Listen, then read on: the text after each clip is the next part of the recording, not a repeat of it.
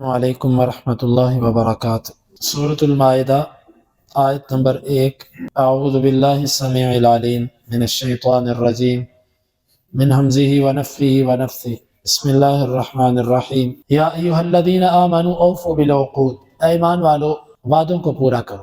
احلت لکم بہیمۃ الانعام الا ما یتلی علیکم غیر محل الصید وانتم حرم، تمہارے لیے چوپائے حلال کر دیے گئے سوائے ان کے جو تم پر پڑھ کر بتا دیا جائے گا، نہ تم ان حلال جانوروں کو شکار کرنے والے ہو حرم کی حالت میں۔ ان اللہ یحکم ما یرید، بے شک اللہ جو چاہتا ہے وہ فیصلہ کرتا ہے۔ یہ صورت بھی مدنی صورت ہے، احکامات اس کے اندر ہیں۔ اللہ تعالیٰ نے اس کے ابتدا فرمائی کہ اے ایمان والو وعدوں کو پورا کرو۔ عقود عقد کی جمع ہے۔ عقد کا لفظی معنی تو ہوتا ہے گرہ بھی کہتے ہیں اور وعدے کو بھی کہتے ہیں، اسی سے لفظ ہے عقیدہ، کیونکہ جس طرح کسی بات کو یاد رکھنا ہو تو گرہ لگائی جاتی ہے، تو عقیدے کو بھی عقیدہ اسی لیے کہتے ہیں کہ وہ ایک ایسی چیز ہوتی ہے کہ اس کو گرہ لگا، اس کو باندھ لو، بس یاد کر لو اس کو۔ عقود معاہدوں کو کہتے ہیں، وعدوں کو کہتے ہیں، جو طے پا جائے، جو شرائط طے پا جائے اسے کہتے ہیں۔ اے ایمان والو اپنے وعدے پورے کرو۔ ہر انسان کے ذمہ کئی وعدے ہیں۔ کچھ وعدے وہ ہیں جو اس کے اور اس کے رب کے درمیان ہیں۔ جب آپ نے لا الہ الا اللہ پڑھا، آپ نے اللہ سے ایک وعدہ کیا کہ اللہ تیرے سوا عبادت کے لائق نہیں، میں اب مسلم ہوں، اب میں تیری اطاعت کروں گا۔ اللہ کے ساتھ کیے ہوئے وعدے، اللہ نے جن چیزوں کو فرض کیا ان کو پورا کرو، جن کو اللہ نے حرام کیا ان سے بچو۔ یہ اللہ اور اللہ کے بندے کے درمیان وعدہ ہے، بندے اور اس کے رسول کے درمیان وعدہ کہ رسول اللہ صلی اللہ علیہ وسلم کی سچی اطاعت، ان کی اطاعت کے اندر کسی کو میں شریک نہیں کروں گا، جو حکم دیں گے مانوں گا، جس سے روکیں گے رکوں گا۔ یہ رسول اور بندے کے درمیان معاہدہ ہے، کیونکہ رسول کو رسول ماننے کا مقصد ہی یہ ہوتا ہے کہ اطاعت فی المنشۃ والمکرہ، پسندیدگی اور ناپسندیدگی ہر حالت میں نبی کی اطاعت ہے۔ پھر کچھ معاملات ہوتے ہیں جو والدین اور اولاد کے درمیان ہوتے ہیں، کچھ وہ ہوتے ہیں جو استاذ اور شاگرد کے درمیان ہوتے ہیں، کچھ وہ ہوتے ہیں جو رشتہ داروں اور بندے کے درمیان ہوتے ہیں، کچھ وہ ہوتے ہیں جو دوست احباب کے درمیان ہوتے ہیں، کچھ وہ ہوتے ہیں جو معاملات لین دین ہوتا ہے، کچھ وہ ہوتے ہیں جو قرض اور ان معاملات سے تعلق رکھتے ہیں۔ یہ سب عقود کی قسمیں ہیں۔ یہاں پر اللہ نے کسی ایک وعدے کا ذکر نہیں فرمایا، یا ایھا الذین آمنوا اوفوا بالعقود۔ اس لیے نمازیں تو بندہ پوری پڑھتا ہو لیکن لین دین کے معاملے میں ڈنڈی مارتا ہو، لوگوں کو حق نہ دیتا ہو، خیانت کرتا ہو، تو یقین جانیے کہ یہ عقود کے خلاف ہے، ایفائے عقود کے خلاف ہے یہ چیز۔ اللہ تعالیٰ نے حکم دیا کہ تم معاہدوں کو پورا کرو، جو معاملات تمہارے طے ہیں اس کو پورا کرو۔ دوسرا حکم، احلت لکم بہیمۃ الانعام، تمہارے لیے بہیمۃ الانعام حلال کر دیے گئے۔ بہیمۃ الانعام کی دلالت یہاں پر ان تمام جانوروں پر ہوتی ہے جو حلال ہیں، وہ جنگلی ہیں یا غیر جنگلی۔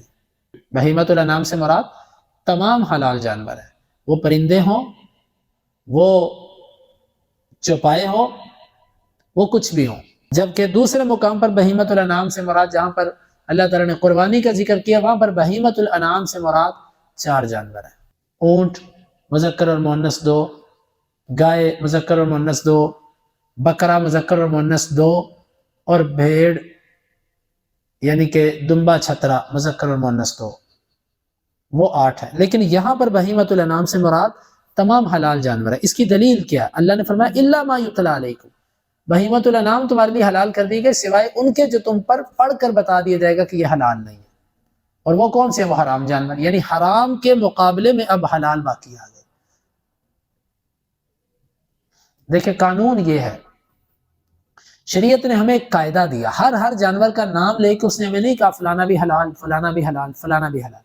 اس نے ایک قاعدہ بتایا، اس نے کہا کہ کل ذی مخلب من السباع وکل ذی ناب من السباع وکل ذی مخلب من الطیر، پرندوں میں سے جو اپنے پنجے سے شکار کرتا ہو اور درندوں میں سے، چوپایوں میں سے جو نوکیلے دانتوں والا ہو، ذی ناب نوکیلے دانتوں والا، یہ حرام ہے۔ اصل قانون بن گیا، کوئی بھی چوپایا آپ شکار کرتے ہیں، آپ دیکھیں وہ کچلی والا ہے اس کے نوکیلے دانت ہیں وہ حرام ہے. اگر اس کے دانت نوکیلے نہیں ہیں، چپٹے دانت ہیں اس کے، تو وہ حلال ہے.